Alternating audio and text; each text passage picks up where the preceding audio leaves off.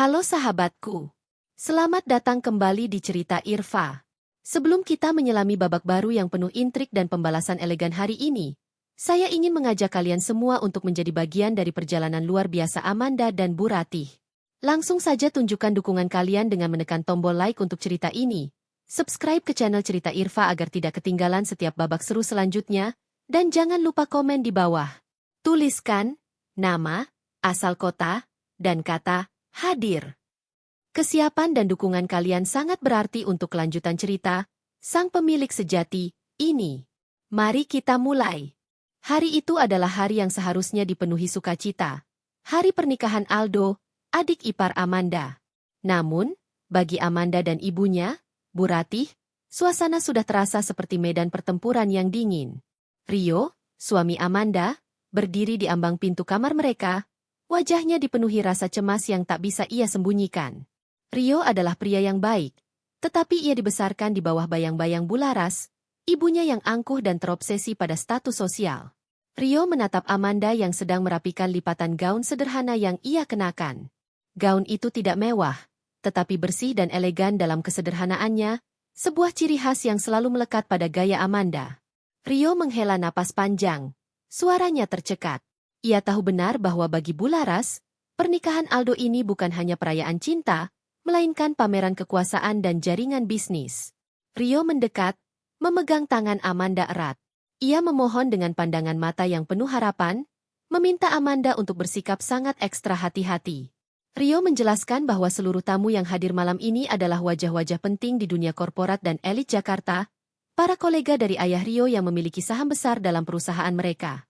Sedikit saja kesalahan atau, lebih parah, kesan, memalukan, dari pihak keluarga Amanda bisa merusak citra Bularas dan, pada akhirnya, mempengaruhi posisi Rio di perusahaan keluarga.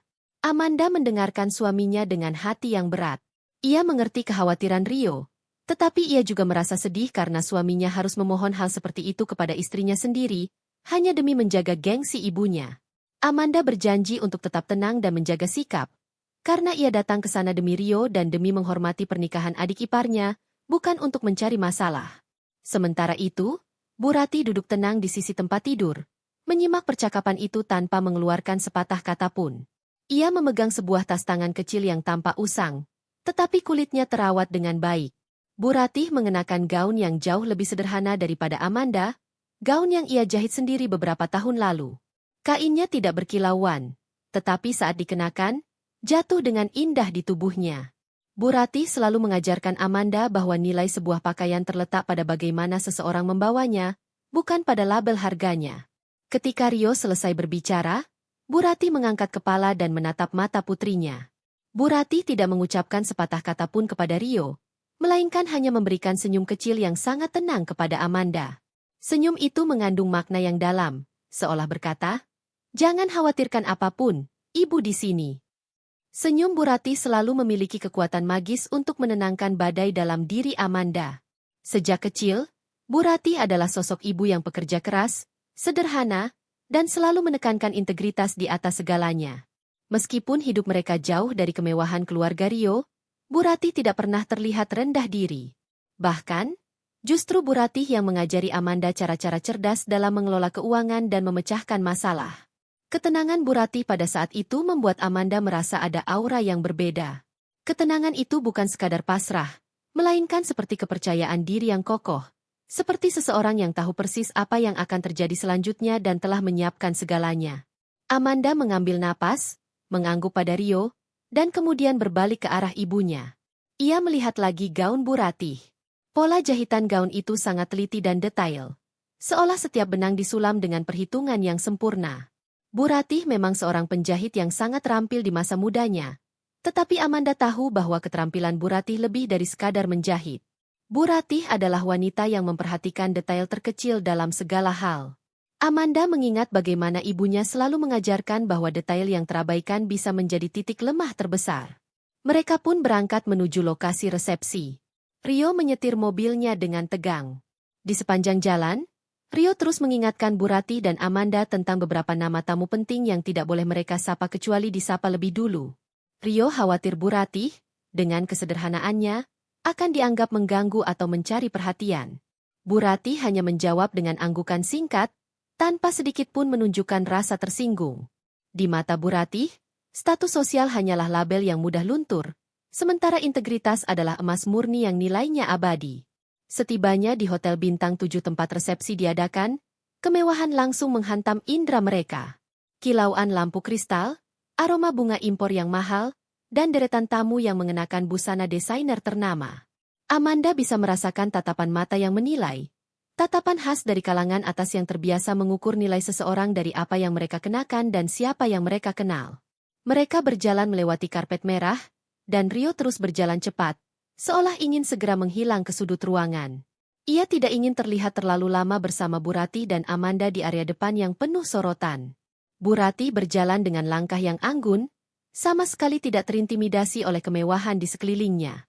Meskipun ia hanya mengenakan gaun buatan sendiri dan sepatu lama yang bersih, cara Bu Rati berjalan, cara ia memosisikan punggungnya, memancarkan martabat yang jauh lebih tinggi daripada banyak tamu yang bergelimang perhiasan. Amanda berjalan di samping ibunya, mencoba meniru ketenangan itu. Ia melihat beberapa wanita dari kalangan sosialita yang mengenali Rio berbisik-bisik sambil melirik ke arah Bu Rati. Amanda menahan diri, ia mengingat janjinya kepada Rio untuk tidak membuat keributan. Puncak kecanggungan datang ketika mereka tiba di meja keluarga.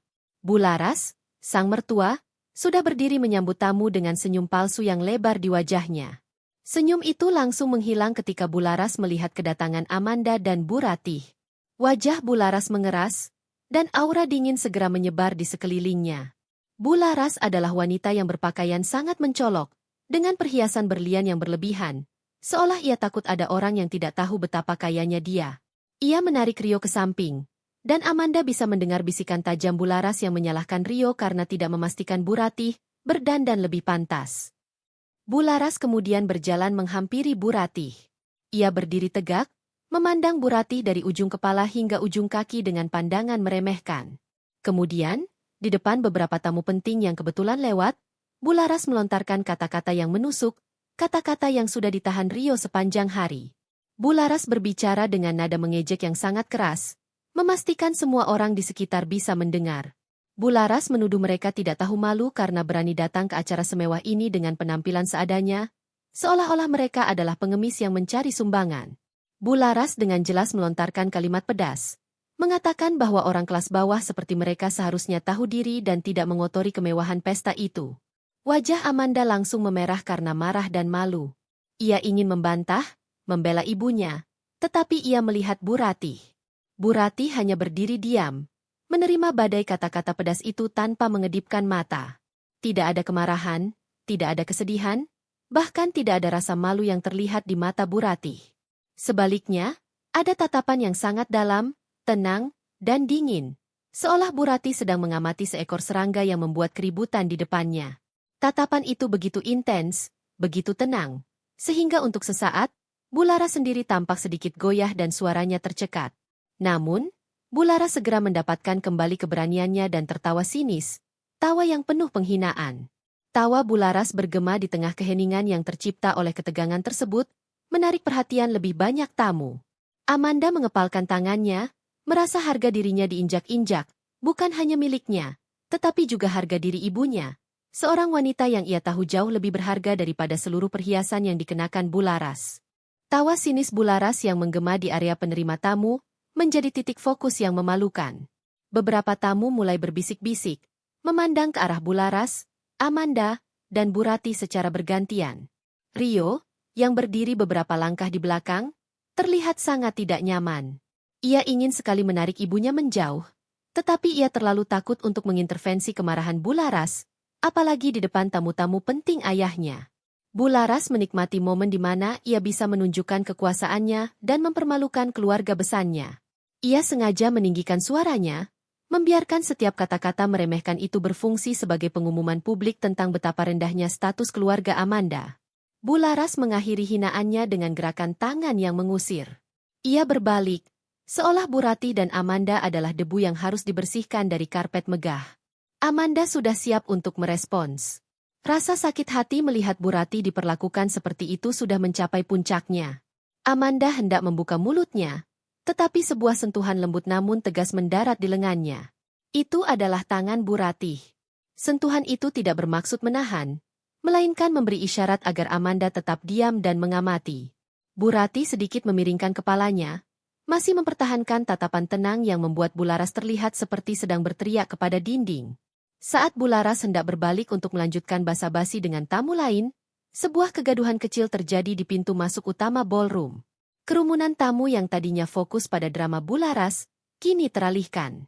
Sosok yang ditunggu-tunggu dan diperbincangkan sejak awal pesta, Tuan Edward, sang investor triliunan, akhirnya tiba. Kedatangan Tuan Edward tidak hanya menarik perhatian Bularas, tetapi juga seluruh orang di ruangan itu. Ia adalah legenda di dunia bisnis, seorang maestro keuangan yang sangat dihormati dan ditakuti, dan kehadirannya di pesta pernikahan ini menandakan tingginya level koneksi keluarga Aldo. Wajah Bularas yang tadinya penuh ejekan, seketika berubah menjadi senyum yang dipaksakan, berkilauan, dan sangat antusias. Ia segera melupakan Bu Ratih dan Amanda, menganggap mereka sudah tidak penting lagi. Bularas bergegas merapikan gaunnya, membetulkan letak perhiasannya, dan bersiap menyambut Tuan Edward dengan penuh sanjungan. Ini adalah momen yang ia nantikan, kesempatan untuk mengamankan kerjasama bisnis yang sangat vital bagi kelangsungan perusahaan suaminya. Bularas yakin, setelah apa yang ia lakukan pada Bu Ratih, ia akan terlihat sebagai nyonya rumah yang berkuasa dan tegas di mata investor besar itu. Tuan Edward adalah pria yang memancarkan aura otoritas alami. Postur tubuhnya tegak, gerak-geriknya terukur, dan tatapannya tajam. Ia mengenakan setelan jas yang dipesan khusus, terlihat sangat mahal namun sederhana, tanpa pernak-pernik yang berlebihan, kontras sekali dengan penampilan Bularas yang mencolok. Tuan Edward mulai melangkah ke dalam ruangan, dan Bularas sudah memosisikan dirinya untuk mencegat sang investor dan menyambutnya dengan sapaan penuh penghormatan. Ia sudah membuka mulut, siap melontarkan sambutan yang sudah ia hafal sejak pagi. Namun, yang terjadi selanjutnya adalah hal yang tidak pernah diantisipasi oleh Bularas, atau bahkan oleh Amanda dan Rio. Tuan Edward berjalan melewati Bularas begitu saja. Tuan Edward tidak memberikan Bularas bahkan pandangan sekilas. Sapaan yang sudah disiapkan Bularas mati di tenggorokannya. Wajah Bularas yang tadinya berseri-seri langsung memucat karena terkejut dan dipermalukan. Ia mencoba berbalik dan memanggil nama Tuan Edward dengan suara yang bergetar, tetapi pria itu terus berjalan, langkahnya mantap dan terarah, seolah-olah ia memiliki tujuan yang sangat spesifik. Dan tujuan Tuan Edward ternyata adalah Bu Ratih. Semua mata tamu di ruangan itu kini tertuju pada Bu Ratih, wanita yang baru saja dihina habis-habisan oleh Bularas. Tuan Edward berjalan lurus ke arah Bu Ratih, yang masih berdiri tenang di samping Amanda. Ketika Edward tiba di hadapan Bu Ratih, ia melakukan hal yang paling mengejutkan. Edward tiba-tiba berhenti. Ia tidak berjabatan tangan. Sebaliknya, Tuan Edward membungkuk hormat, menundukkan kepalanya, dan dengan gerakan yang penuh penghormatan dan kesopanan yang jarang terlihat di kalangan mereka, ia mengambil tangan Bu Ratih yang memegang tas kecil usangnya, dan mencium tangan Bu Ratih. Keheningan yang terjadi setelah adegan itu jauh lebih pekat daripada keheningan saat Bularas menghina. Itu adalah keheningan yang penuh pertanyaan, ketidakpercayaan, dan kejutan yang luar biasa. Bularas terhuyung mundur, seolah ia baru saja ditampar di depan umum. Tubuhnya membeku di tempatnya berdiri, tidak mampu memproses apa yang baru saja disaksikannya. Bagaimana mungkin investor triliunan yang ditunggu-tunggu, sosok yang diharapkan menjadi penyelamat bisnis keluarga, justru mengabaikannya dan memberikan penghormatan tertinggi kepada wanita yang baru saja ia sebut orang kelas bawah. Itu? Tuan Edward kemudian menegakkan tubuhnya. Tatapannya beralih dari Bu Ratih ke Bularas, dingin dan menusuk. Ia berbicara, tetapi bukan kepada Bularas. Ia berbicara kepada Bu Ratih, dengan nada yang hangat dan dipenuhi rasa hormat yang mendalam. Edward berkata bahwa ia sudah lama menantikan kehadiran Bu Ratih dan merasa lega akhirnya bisa bertemu langsung dengannya di acara ini. Ini adalah kalimat sederhana, tetapi dampaknya sangat besar. Itu mengonfirmasi bahwa Bu Ratih dan Tuan Edward memiliki hubungan yang jauh lebih dekat dan signifikan daripada yang bisa dibayangkan Bularas. Bularas akhirnya berhasil mengeluarkan suara. Suaranya serak dan dipenuhi kepanikan. Bularas berusaha meminta penjelasan. Ia bertanya kepada Tuan Edward apakah ada kesalahpahaman, menanyakan siapa sebenarnya Bu Ratih itu, dan mengapa Edward memberikan penghormatan seperti itu. Bularas bahkan mencoba menyentuh lengan Edward, tetapi Edward menarik lengannya dengan halus, mempertahankan jarak yang sopan namun tegas. Tuan Edward menanggapi Bularas, tetapi tatapannya tetap tertuju pada Bu Ratih, seolah Bularas tidak penting. Edward hanya menjelaskan, "Maaf, Bu. Saya tidak datang sebagai tamu biasa. Saya datang ke sini karena suatu alasan yang khusus." Ia kemudian memutar badannya dan fokus penuh pada Bu Ratih. Tuan Edward kembali berbisik kepada Bu Ratih, tetapi kali ini, bisikan itu cukup keras untuk ditangkap oleh Amanda yang berdiri di dekat mereka. Edward mengatakan, "Tolong, anggap saya sebagai utusan ibu malam ini. Saya akan memastikan semuanya berjalan sesuai rencana." Wajah Bu Ratih sama sekali tidak menunjukkan kebanggaan atau kemenangan. Ia hanya tersenyum tipis. Senyum yang sama tenangnya seperti saat ia menghadapi hinaan Bularas beberapa saat lalu. Bu Ratih merespons Edward dengan suara yang sangat pelan, hanya mengatakan, "Terima kasih, Nak. Ibu percaya padamu." Rio, suami Amanda, berdiri tercengang. Ia mengenal Bu Ratih sebagai ibu mertuanya yang sederhana, yang hidup dengan gaji pensiunan kecil. Ia tidak pernah tahu Bu Ratih mengenal seseorang setingkat Tuan Edward. Rasa malu yang ia rasakan beberapa menit lalu, kini digantikan oleh kebingungan dan ketidakpercayaan yang luar biasa. Ia menatap Amanda, mencari jawaban, tetapi Amanda sendiri hanya bisa menggelengkan kepala. Ia juga tidak mengerti apa yang sedang terjadi, tetapi ia tahu bahwa semua yang ia rasakan tentang aura tenang ibunya tadi adalah benar. Bu Ratih benar-benar memiliki kartu tersembunyi. Bularas, yang merasa terancam posisinya, mencoba mengalihkan perhatian dan memecah ketegangan yang merugikannya itu. Ia mencoba menyambut Edward lagi, menawarkan minuman termahal, dan mengabaikan Bu Ratih sepenuhnya. Namun, Edward dengan sopan namun tegas menolaknya. Edward malah meminta Bu Ratih untuk ditemani ke area yang lebih tenang, seolah ingin menghindari Bularas. Edward bahkan berjalan mendampingi Bu Ratih, layaknya seorang ajudan yang mendampingi atasannya. Kepergian mereka meninggalkan Bularas yang berdiri sendirian di tengah keramaian. Wajahnya berantakan antara amarah, malu, dan ketakutan akan hilangnya kesempatan bisnis. Amanda mengikuti ibunya dari kejauhan, hatinya kini dipenuhi rasa bangga yang luar biasa kepada Bu Ratih. Kejadian ini adalah pembalasan yang jauh lebih elegan dan mematikan daripada konfrontasi langsung. Ini adalah demonstrasi kekuasaan yang sunyi. Setelah insiden di pesta pernikahan yang membuat Bularas terpukul mundur, Amanda dan Bu Ratih meninggalkan ballroom bersama Rio. Rio, sepanjang perjalanan pulang, terus-menerus mendesak Bu Ratih dengan pertanyaan. Rio tidak bisa memahami mengapa investor sekelas Tuan Edward bisa memberikan penghormatan sebesar itu kepada Bu Ratih. Rio mencoba menggali apakah Bu Ratih pernah bekerja di perusahaan Edward, atau apakah ada utang budi di masa lalu. Bu Ratih hanya menjawab pertanyaan-pertanyaan itu dengan senyuman yang samar, tidak mengiyakan maupun menolak. Ia hanya berkata bahwa koneksi itu sudah lama terjalin, dan ia selalu mengajarkan pada setiap orang, termasuk Edward, bahwa kesopanan dan integritas adalah mata uang yang paling berharga. Jawaban Bu Ratih sama sekali tidak memuaskan Rio. Rasa penasaran Rio bercampur dengan rasa takut. Ia takut jika Bu Ratih memiliki kekuatan tersembunyi, itu bisa mengancam posisi keluarganya, terutama setelah Bularas menghina beliau. Rio akhirnya menyerah, tetapi matanya terus mengawasi Bu Ratih. Amanda, di sisi lain, merasa sangat bangga. Ia tahu ibunya tidak akan berbohong, tetapi ia juga merasakan ada misteri besar yang belum terungkap.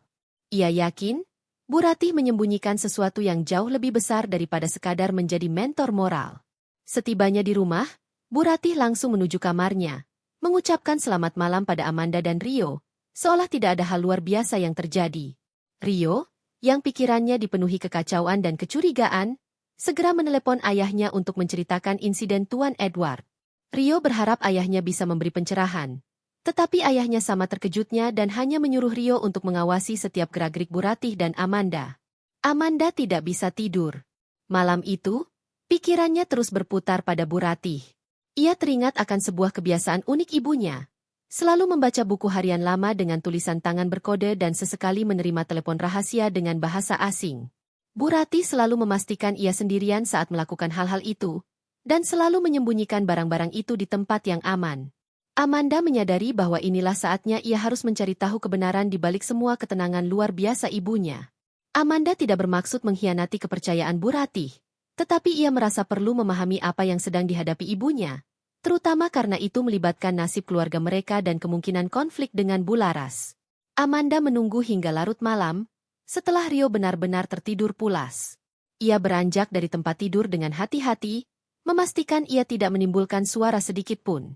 Langkah kakinya membawanya ke kamar Bu Ratih. Kamar itu sederhana, bersih, dan rapi. Sangat mencerminkan kepribadian Bu Ratih. Amanda melihat sekeliling. Ia tahu, barang-barang rahasia itu tidak mungkin diletakkan sembarangan. Amanda mulai mencari.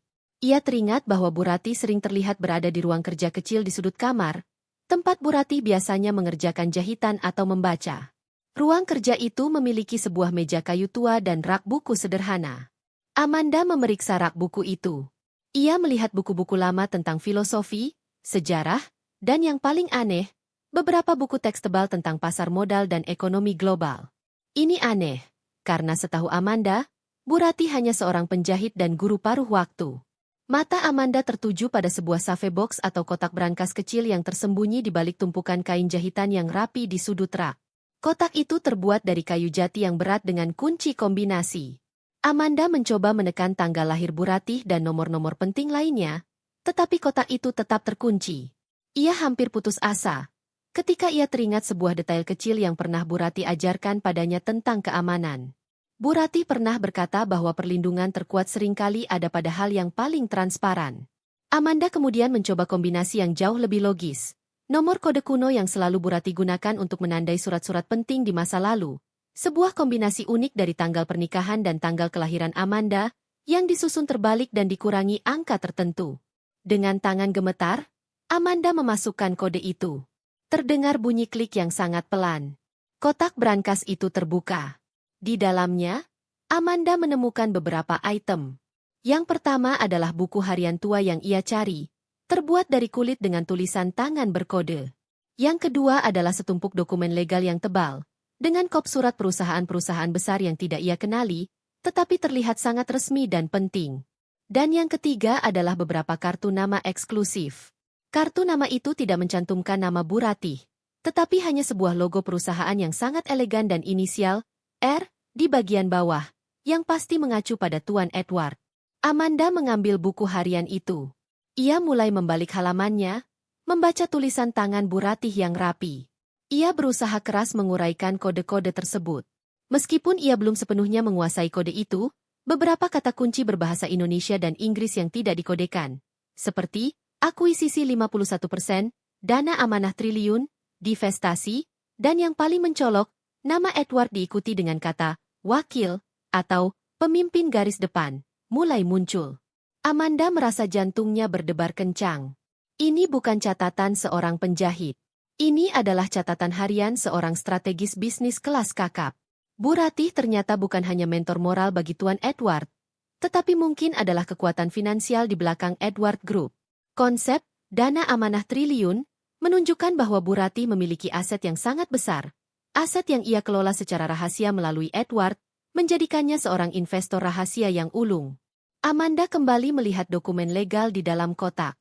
Ia mengambil salah satu dokumen tebal yang memiliki kop surat perusahaan pengembang properti besar, salah satu perusahaan yang sering dibicarakan Bularas. Di sana, tertulis jelas bahwa kepemilikan saham mayoritas perusahaan tersebut telah dialihkan kepada sebuah holding company yang namanya asing bagi Amanda.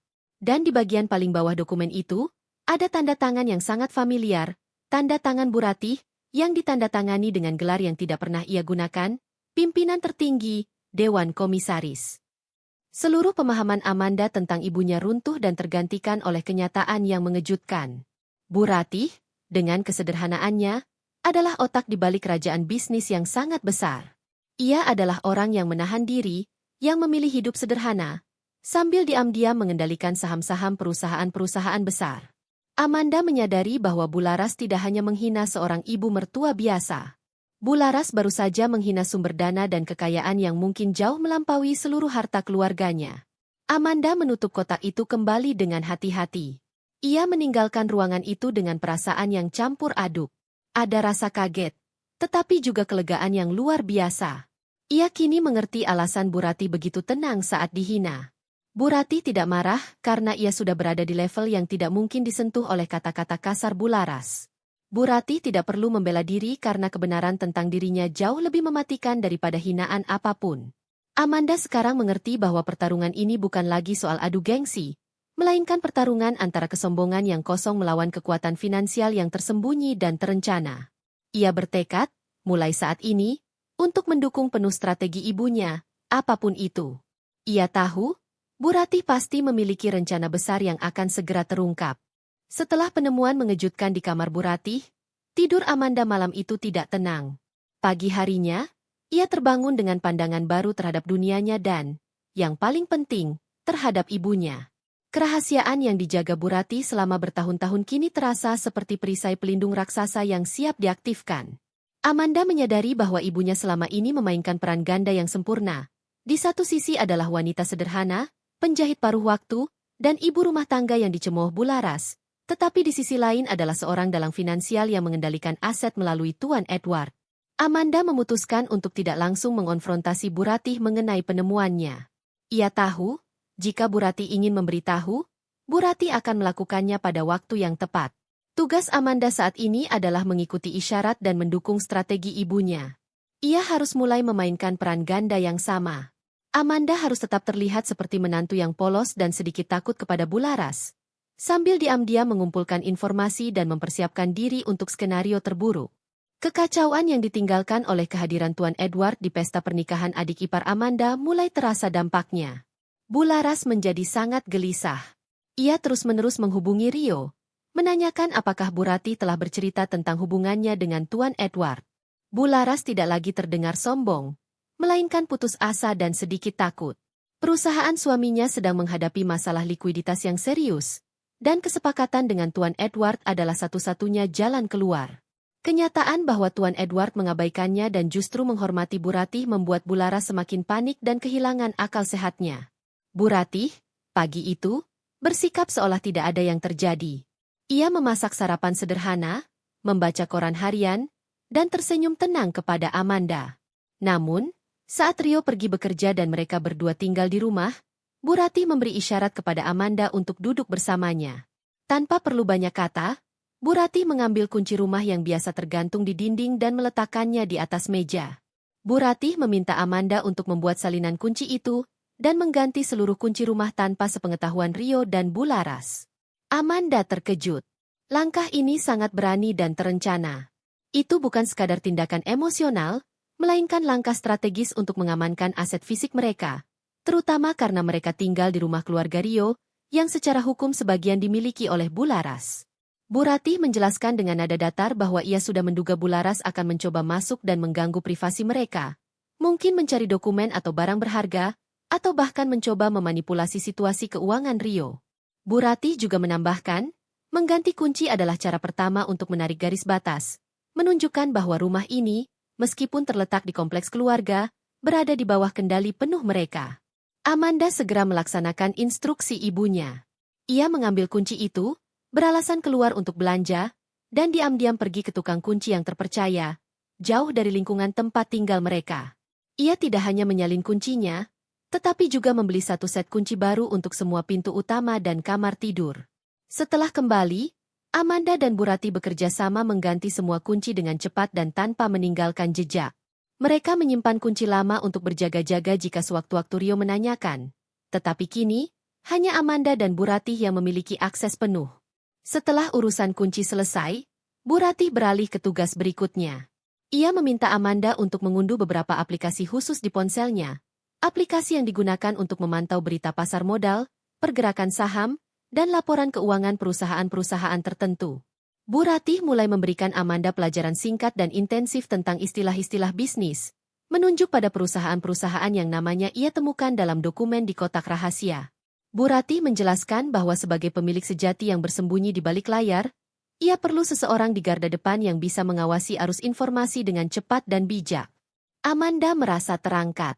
Ini adalah pembuktian kepercayaan yang luar biasa dari Bu Ratih. Ia tidak hanya diangkat sebagai anak, tetapi juga sebagai mitra strategis dalam operasi rahasia ini.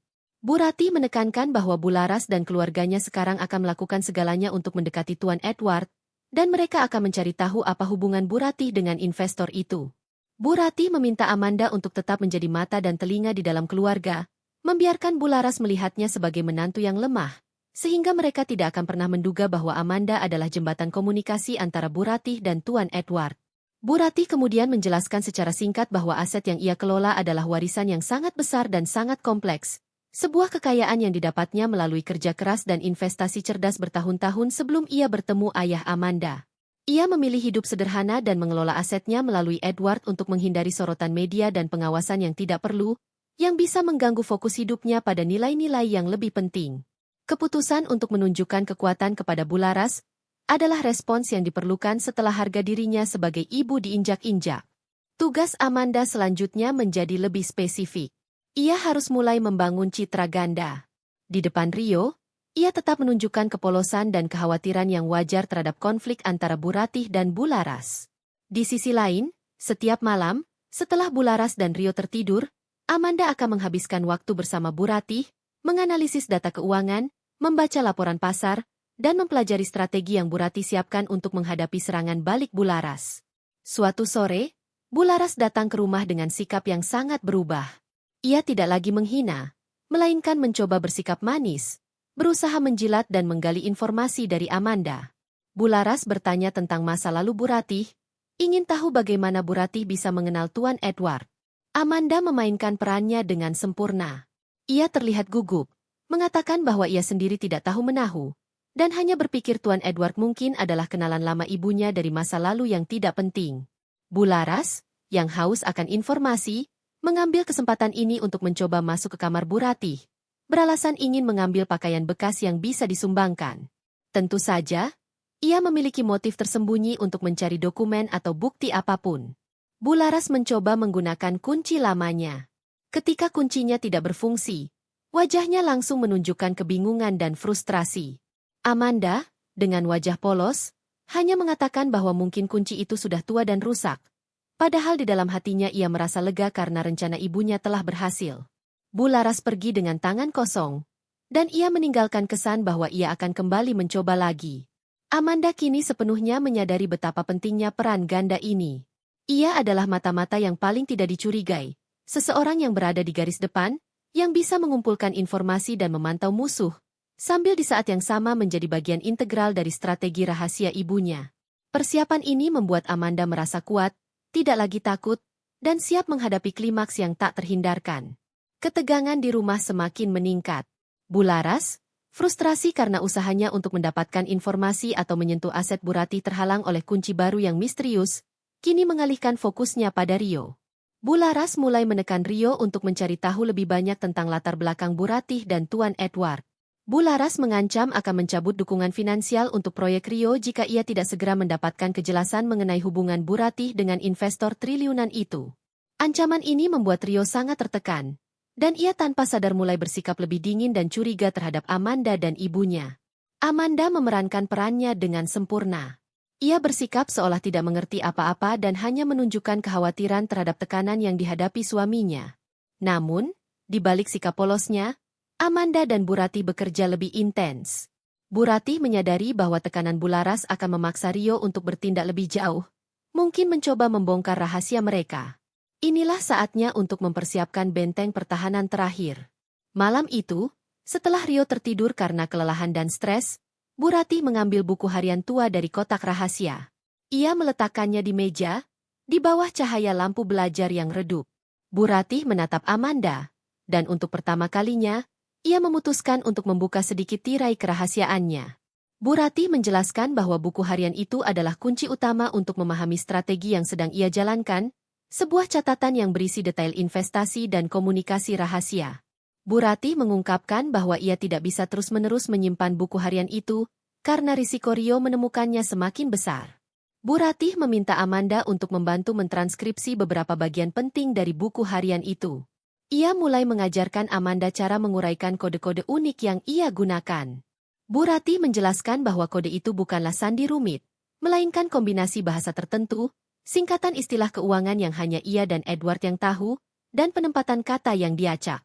Tujuannya bukan untuk menyembunyikan dari ahli kriptografi, tetapi untuk menyembunyikan dari orang-orang terdekat yang tidak memiliki latar belakang yang sama.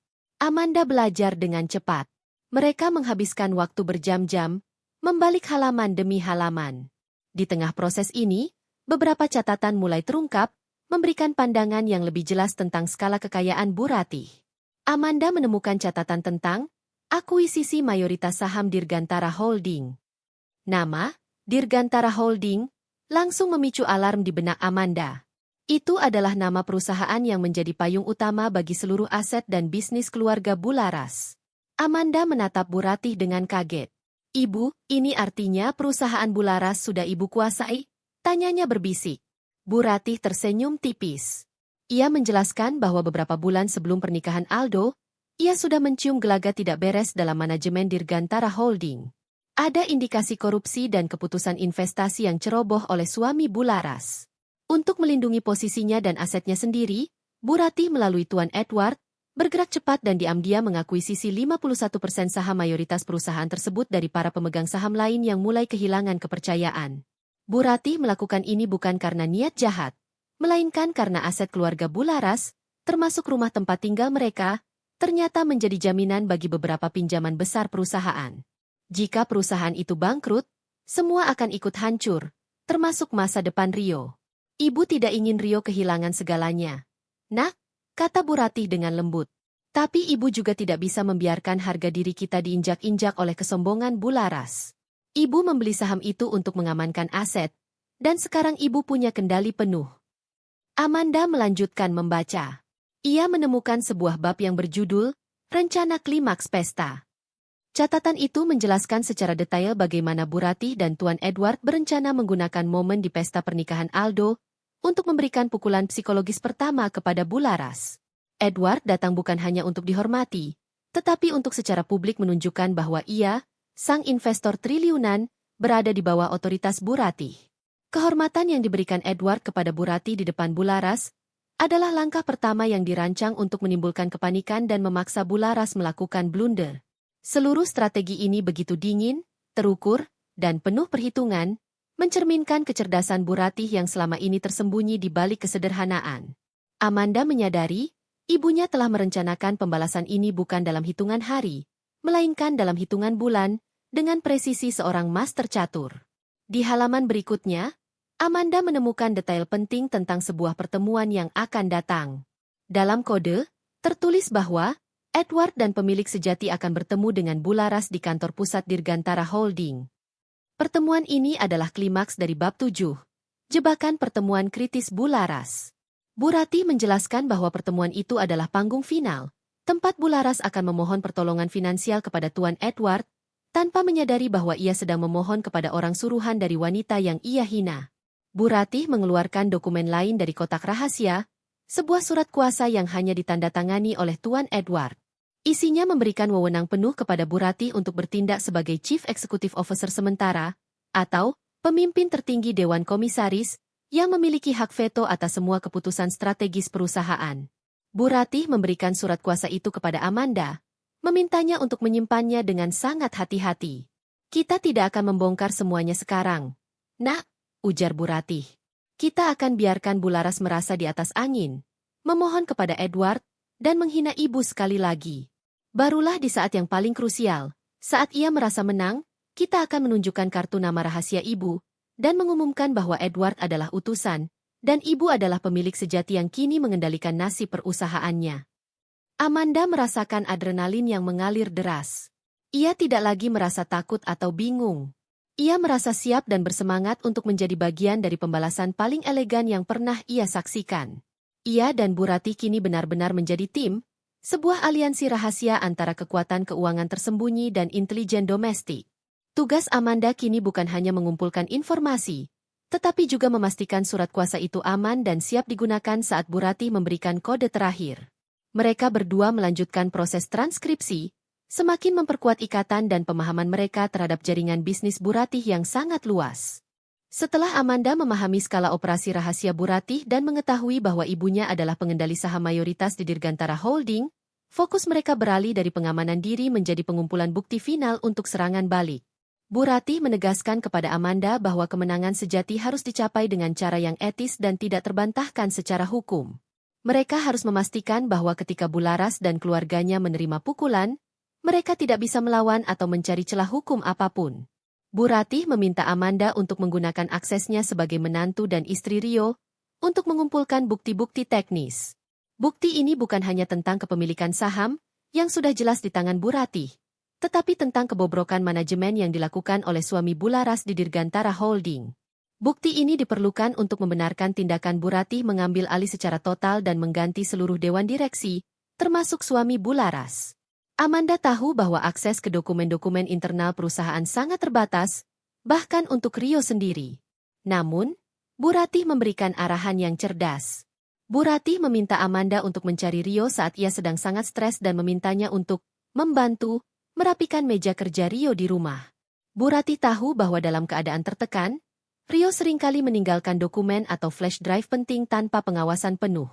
Amanda menjalankan tugasnya dengan sabar. Ia menunggu momen yang tepat. Tekanan dari Bularas terhadap Rio semakin menjadi-jadi. Rio terus didesak untuk memecahkan misteri Tuan Edward. Sementara pada saat yang sama, Bularas dan suaminya mulai panik karena beberapa pinjaman penting perusahaan mulai jatuh tempo. Suatu malam, Rio pulang larut, mabuk, dan kelelahan. Ia langsung ambruk di sofa ruang kerjanya. Sebelum tertidur, Rio sempat membuka laptop kerjanya untuk memeriksa laporan keuangan terakhir, dan ia lupa mematikannya. Inilah kesempatan Amanda. Dengan hati-hati, Amanda mendekati Rio. Ia mengambil alasan untuk membersihkan gelas minuman yang berserakan. Dengan gerakan yang sangat halus, Amanda mulai menyalin beberapa folder yang terbuka di layar laptop Rio ke sebuah flash drive kecil yang sudah disiapkan Bu Ratih. Folder-folder itu berisi email, memo internal, dan, yang paling berharga, laporan audit yang belum diserahkan ke publik, yang menunjukkan adanya manipulasi data keuangan untuk menutupi kerugian besar. Setelah berhasil mendapatkan flash drive itu, Amanda membawanya ke Bu Ratih. Mereka berdua, di bawah penerangan lampu belajar yang redup, menganalisis data tersebut. Bu Ratih tersenyum puas. Bukti-bukti itu menguatkan dugaan Bu Ratih. Suami Bularas telah melakukan pelanggaran serius terhadap tata kelola perusahaan. Informasi ini akan menjadi amunisi terakhir dan paling mematikan. Selanjutnya, Bu Ratih menginstruksikan Amanda untuk memastikan bahwa Tuan Edward sudah menyiapkan saksi-saksi yang kredibel. Edward tidak boleh bertindak sendirian. Bu Ratih menjelaskan bahwa untuk pengambil alihan yang mulus dan tanpa celah, mereka membutuhkan saksi-saksi independen dari Dewan Komisaris yang tersisa, orang-orang yang secara etis tidak terlibat dalam korupsi keluarga Bularas dan yang akan mendukung Bu Ratih sebagai pimpinan baru. Tuan Edward, melalui komunikasi rahasia dengan Bu Ratih, telah mengamankan beberapa anggota dewan yang jujur dan merasa muak dengan manajemen Bularas. Edward telah memberikan mereka salinan dari laporan manipulasi keuangan yang ditemukan Amanda. Edward juga mengatur agar seorang notaris publik dan pengacara senior yang terpercaya hadir dalam pertemuan kritis yang akan diadakan di kantor pusat Dirgantara Holding. Kehadiran para saksi dan ahli hukum ini akan memastikan bahwa setiap keputusan yang dibuat oleh Bu Ratih sebagai pemilik saham mayoritas, dan yang akan diumumkan oleh Tuan Edward, akan sah dan tidak bisa diganggu-gugat. Bu Ratih juga meminta Amanda untuk melakukan satu hal terakhir yang bersifat emosional. Ia meminta Amanda untuk merekam percakapan mereka saat Bularas mencoba merayu Amanda untuk mendapatkan informasi, atau saat Bularas melontarkan kata-kata meremehkan tentang Bu Ratih lagi. Bu Ratih tidak ingin rekaman itu digunakan sebagai bukti hukum, melainkan sebagai pengingat bagi Rio dan seluruh keluarga, tentang betapa beracunnya sikap Bularas. Beberapa hari sebelum pertemuan final yang telah dijadwalkan, Bularas datang lagi ke rumah Amanda, kali ini benar-benar memohon. Bularas tidak sadar bahwa Amanda sedang merekam percakapan mereka. Bularas memuji Amanda, menyebutnya menantu yang baik, lalu secara halus mencoba merendahkan Bu Ratih. Menyebutnya, wanita tua bodoh yang pasti beruntung hanya karena pernah memasak untuk Edward di masa lalu. Bularas meminta Amanda untuk membujuk Bu Ratih agar mau mengatakan kata-kata baik tentang keluarga mereka kepada Tuan Edward. Amanda mendengarkan dengan tenang, hatinya dingin. Ia tahu ini adalah bagian terakhir dari sandiwara. Ia merekam setiap kata meremehkan yang keluar dari mulut Bularas. Kemudian, Amanda dengan wajah pura-pura khawatir, mengatakan bahwa Bu Ratih sangat keras kepala dan tidak mau membicarakan masa lalu. Bularas frustrasi dan pergi, tidak menyadari bahwa setiap kata hinaan yang ia lontarkan kini menjadi bukti nyata kejahatan moralnya. Dengan semua bukti teknis, saksi-saksi hukum, dan rekaman percakapan yang terkumpul, Bu Ratih dan Amanda siap untuk menghadapi klimaks. Mereka telah merencanakan setiap langkah, dari pengambil alihan saham yang sunyi hingga pengumpulan bukti kebobrokan manajemen. Pertemuan yang akan datang di kantor pusat Dirgantara Holding bukan hanya pertemuan bisnis biasa. Itu adalah panggung yang telah disiapkan Bu Ratih untuk mengumumkan identitasnya dan menghancurkan kesombongan Bularas di hadapan para petinggi perusahaan. Amanda kini merasakan gelombang kekuatan yang nyata. Ia bukan lagi menantu yang pasrah, tetapi partner dalam pembalasan yang sangat cerdas. Hari yang dinanti-nantikan tiba. Ini adalah hari pertemuan di kantor pusat Dirgantara Holding, pertemuan yang diatur oleh Bularas dengan harapan besar untuk menyelamatkan bisnis keluarganya dari jurang kebangkrutan. Bularas yakin ia telah berhasil meyakinkan Tuan Edward untuk setidaknya mempertimbangkan suntikan dana besar.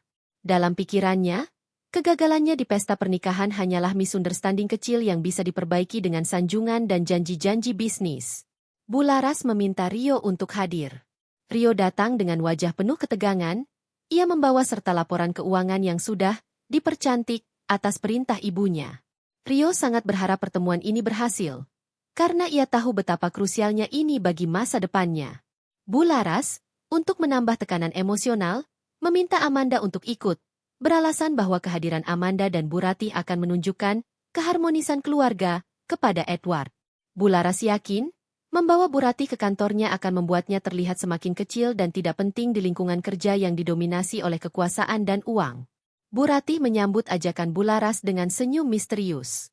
Bu Ratih mengenakan pakaian yang sama sederhananya seperti saat di pesta, gaun berwarna netral yang sama sekali tidak mencerminkan suasana kantor korporat mewah. Amanda mendampingi ibunya, membawa tas tangan kecil di mana ia menyembunyikan flash drive berisi bukti kebobrokan manajemen dan surat kuasa dari Tuan Edward. Setibanya mereka di kantor pusat, Bularas langsung membawa mereka ke ruang rapat utama. Ruangan itu didominasi oleh meja kayu panjang dan kursi-kursi kulit yang mewah. Di sana, Tuan Edward sudah menunggu. Edward duduk di kursi ujung, memancarkan aura dingin dan profesional. Di sekeliling meja, sudah duduk beberapa anggota Dewan Komisaris yang berwajah serius, seorang notaris publik yang disewa oleh Edward, dan pengacara senior yang terpercaya. Kehadiran begitu banyak orang penting, selain Tuan Edward, membuat Bularas sedikit terintimidasi, tetapi ia berusaha menyembunyikan kegugupannya di balik senyum yang dipaksakan. Bularas memulai pertemuan dengan nada yang sangat ramah, memuji Tuan Edward setinggi langit. Ia kemudian memberikan presentasi tentang potensi luar biasa Dirgantara Holding, menggunakan data yang sudah dimanipulasi untuk menutupi kerugian. Rio menyajikan laporan keuangan itu dengan bangga, tidak menyadari bahwa ia sedang menyajikan data palsu kepada investor yang sudah tahu kebenarannya. Selama presentasi, Bu Ratih duduk tenang di samping Amanda. Bularas terus-menerus melirik arah Bu Ratih dengan pandangan merendahkan, seolah berkata, "Lihatlah, ini adalah dunia kami, dan kamu tidak punya tempat di sini." Bularas bahkan sempat menyela presentasinya hanya untuk berkomentar sinis. Bularas berkata kepada Tuan Edward, "Saya minta maaf, Tuan. Saya tidak tahu mengapa kami harus membawa serta anggota keluarga yang tidak berkepentingan ini ke pertemuan yang krusial. Saya harap mereka tidak mengganggu." Bularas jelas merujuk pada Bu Ratih dan Amanda. Tuan Edward hanya mengangguk kecil. Tatapannya tetap fokus pada laporan di depannya. Edward seolah membiarkan Bularas merasa di atas angin, membiarkannya terus menggali lubang untuk dirinya sendiri.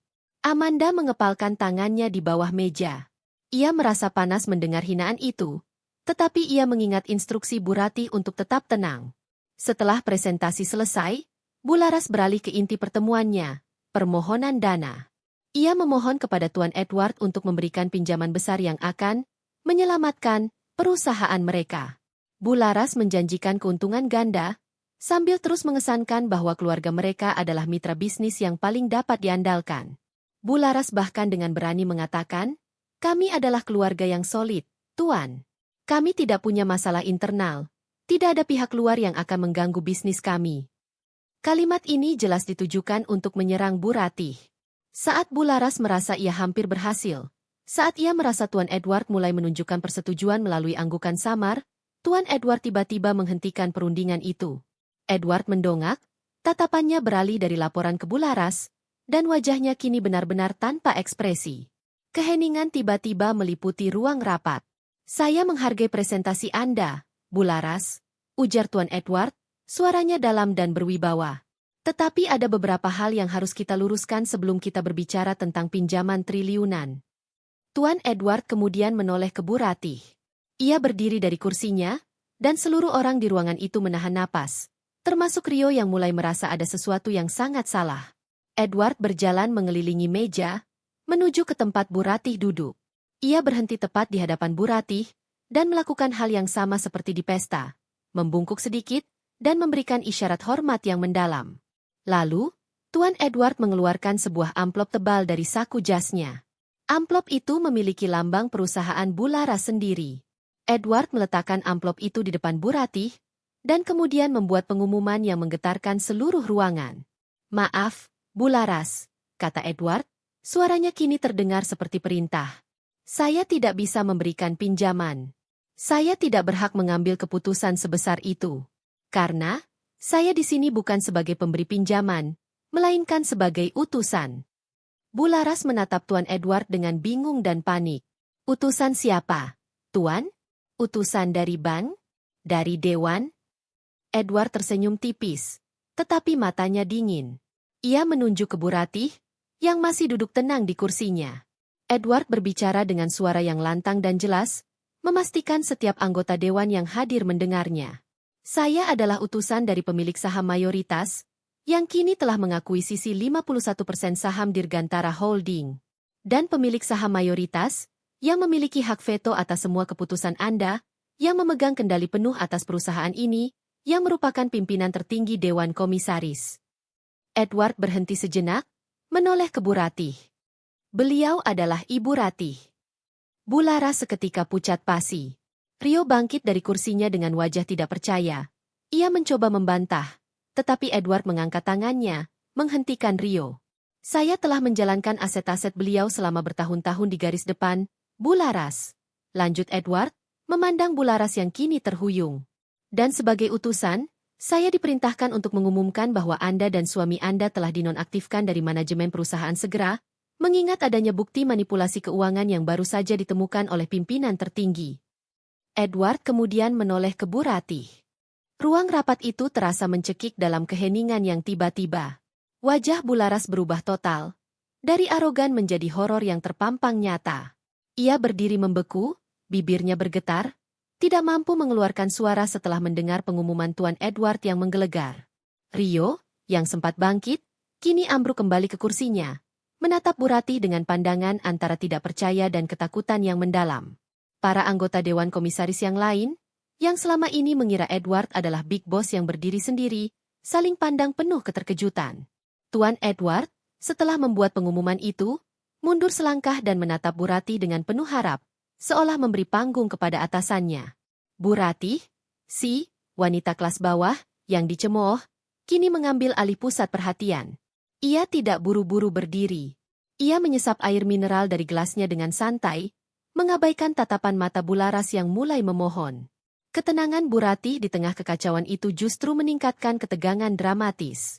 Amanda, yang berada di sampingnya, merasakan detak jantungnya sendiri berpacu. Ia tahu, inilah saatnya Bu Ratih akan mengumumkan kebenaran yang tidak hanya memukul bisnis Bularas, tetapi juga menghancurkan harga diri dan kesombongannya. Bu Ratih kemudian meletakkan gelasnya dan, dengan gerakan yang anggun, ia berdiri. Postur tubuhnya yang tegak, meskipun ditutupi gaun sederhana, memancarkan otoritas yang jauh melampaui jas mahal Tuan Edward atau perhiasan berlebihan Bularas. Bu Ratih mulai berbicara. Suaranya tenang, lembut, tetapi setiap kata terasa seperti palu yang menghantam. "Terima kasih, Nak Edward," ujar Bu Ratih. Ia menggunakan panggilan yang intim, semakin memperjelas hierarki kekuasaan di antara mereka. Bu Ratih kemudian menoleh langsung ke arah Bularas. Matanya kini tidak lagi menunjukkan ketenangan, melainkan ketegasan yang dingin. "Bularas," Bu Ratih memulai. "Anda datang ke sini hari ini untuk memohon pinjaman, bukan? Anda meminta Edward untuk menyelamatkan perusahaan Anda, dan Anda menjanjikan stabilitas dan integritas. Sayangnya, saya tidak bisa mengabulkan itu," Bularas mencoba memotong. Suaranya parau karena panik. Ini tidak mungkin. Anda hanya seorang penjahit. Anda berbohong. Rio, katakan pada ibumu ini bohong. Rio hanya diam, wajahnya tertunduk. Ia tahu, melihat gestur Edward, semua ini adalah kenyataan pahit. Bu Ratih tersenyum sinis. Saya memang seorang penjahit. Saya menjahit pakaian yang indah, dan saya juga menjahit nasib saya sendiri. Tetapi, saya adalah penjahit yang cerdas. Saat Anda sibuk memamerkan label, saya sibuk membeli perusahaan yang membuat label itu. Saat Anda sibuk menghina, saya sibuk merencanakan pengambil alihan yang sunyi. Bu Ratih kemudian mengalihkan perhatiannya kepada para anggota Dewan Komisaris yang lain. Bu Ratih menjelaskan bahwa ia telah lama mengelola kekayaan yang sangat besar, aset yang berasal dari warisan keluarga yang ia kembangkan melalui strategi investasi yang sangat ketat. Ia memilih Tuan Edward, yang saat itu masih seorang anak muda dengan integritas tinggi, untuk menjadi CEO di garis depan, atau proksi, agar ia bisa menjaga anonimitas dan hidup tenang, jauh dari sorotan media yang mengganggu. Pengambil alihan Dirgantara Holding adalah langkah defensif yang ia lakukan untuk mencegah kebangkrutan perusahaan yang akan menghancurkan masa depan Rio, suaminya, dan semua karyawan yang tidak bersalah. Saya sudah tahu tentang semua manipulasi yang Anda lakukan, Bu Ratih melanjutkan, kini kembali menatap Bularas dengan pandangan menusuk. Laporan keuangan yang Anda tunjukkan tadi adalah palsu. Saya memiliki laporan audit yang asli. Amanda kemudian mengambil flash drive dari tasnya, meletakkannya di meja. Edward mengambil flash drive itu dan memproyeksikan isinya ke layar besar di ruang rapat. Layar itu menampilkan data-data yang menunjukkan manipulasi angka, penggelapan dana kecil, dan investasi bodong yang disembunyikan oleh suami Bularas. Bukti itu tidak terbantahkan. Wajah Bularas dan Rio langsung kehilangan semua warna. Mereka kini menyadari bahwa mereka tidak hanya kehilangan perusahaan, tetapi juga menghadapi konsekuensi hukum yang serius. Bu Ratih kemudian beralih ke momen paling klimaks. Ia mengeluarkan dompet kecil dari tas usangnya. Dari dompet itu, ia mengambil sebuah kartu nama. Kartu nama itu, yang selama ini ia sembunyikan, terbuat dari bahan metalik tebal dengan cetakan yang sangat elegan. Kartu nama itu hanya mencantumkan nama belakang keluarganya. Sebuah nama yang dikenal di kalangan elit superkaya, tetapi tidak pernah muncul di media.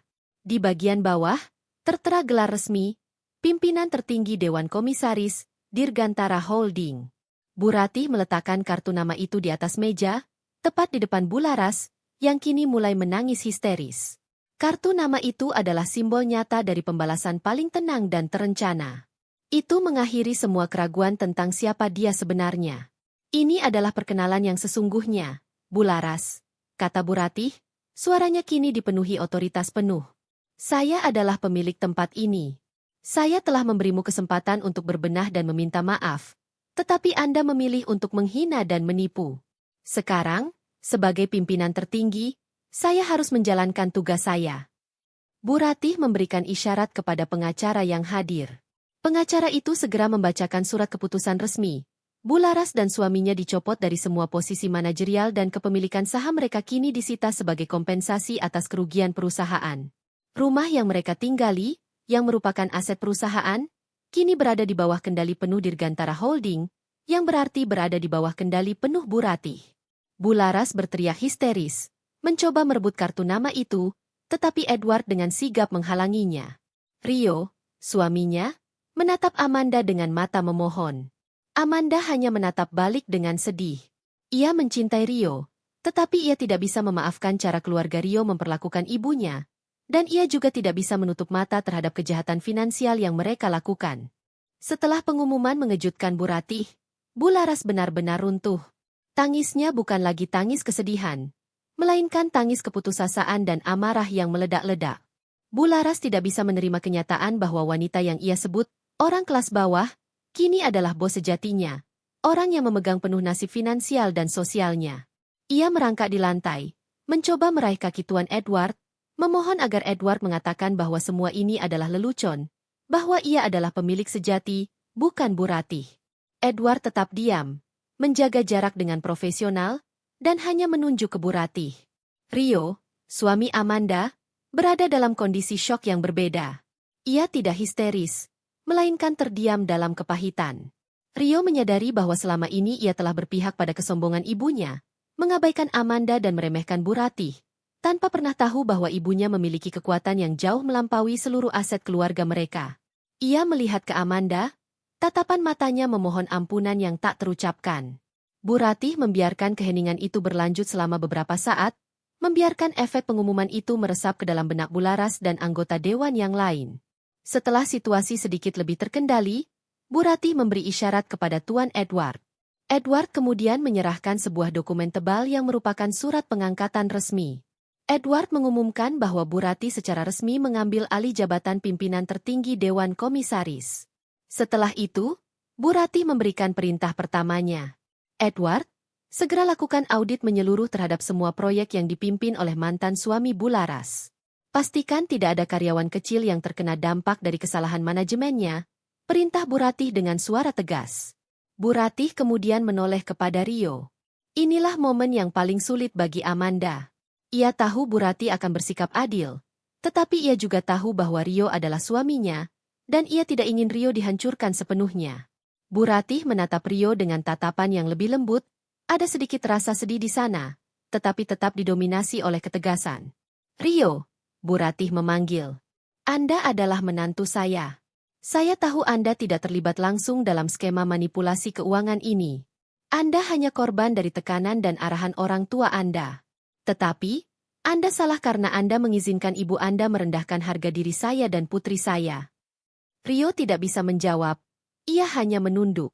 Meskipun saya memiliki hak penuh untuk mencabut semua akses Anda ke perusahaan, saya tidak akan melakukan itu, lanjut Bu Ratih. Saya akan memberikan Anda amnesti, sebuah kesempatan terakhir. Keputusan ini mengejutkan Bularas dan beberapa anggota dewan. Bularas yang tadinya meratap, mengangkat kepalanya, ada secercah harapan di matanya. Bu Ratih menjelaskan bahwa amnesti itu bersyarat.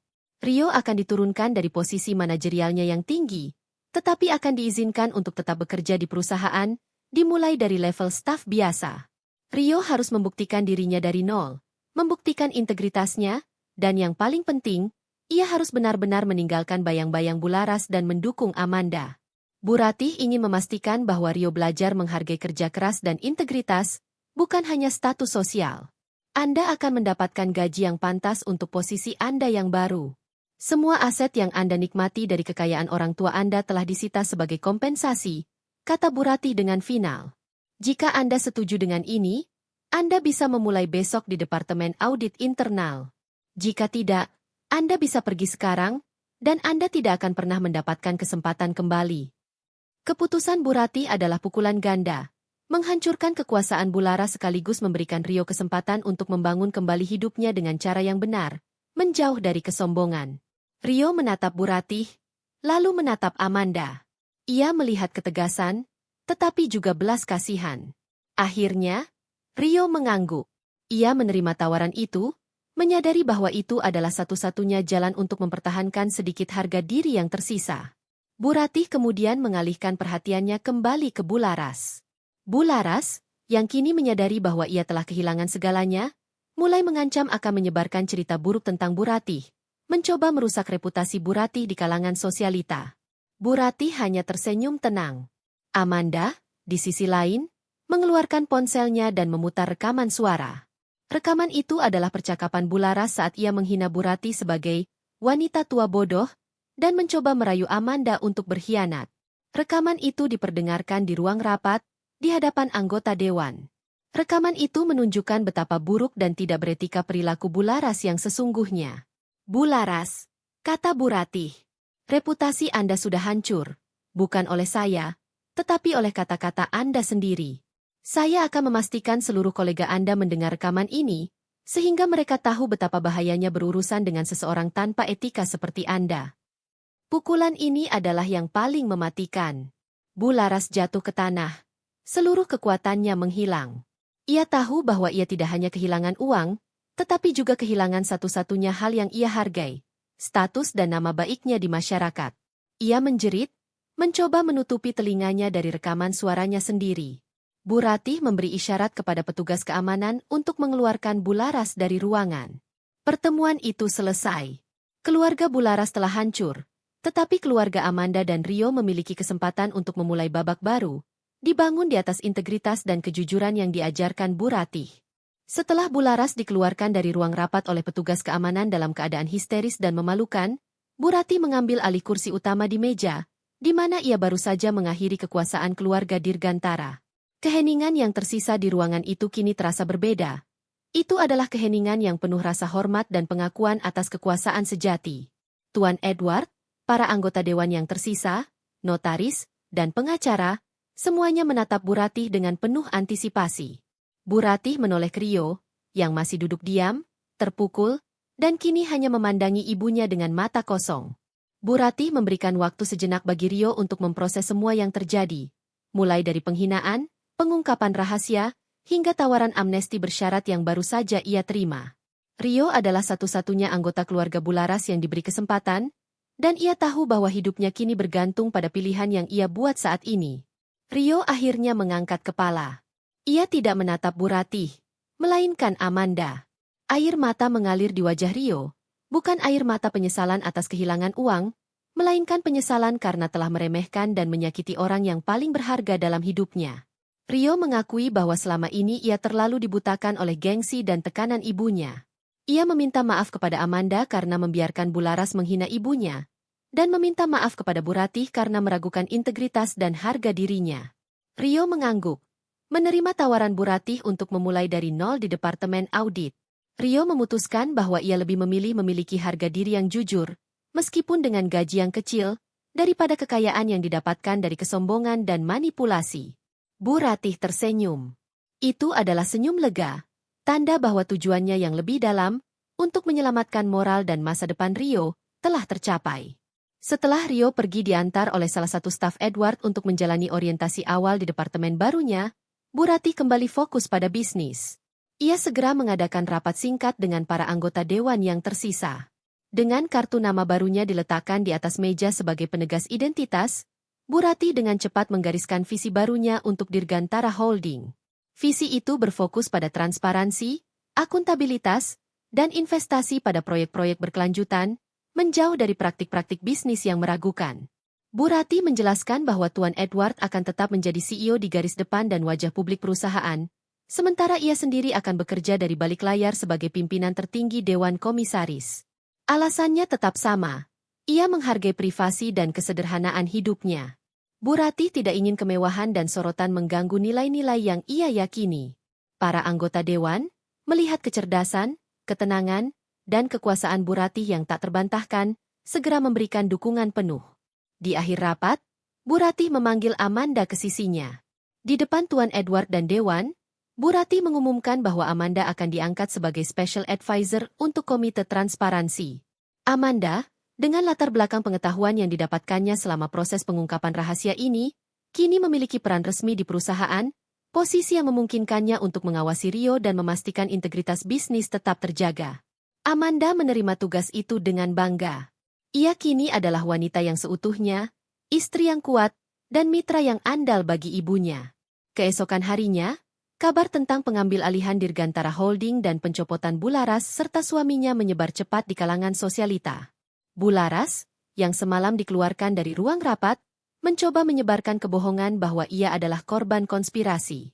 Namun, Tuan Edward segera merilis pernyataan pers yang tegas dan menyertakan bukti audit yang menunjukkan pelanggaran yang dilakukan oleh manajemen lama. Reputasi Bu Laras hancur seketika.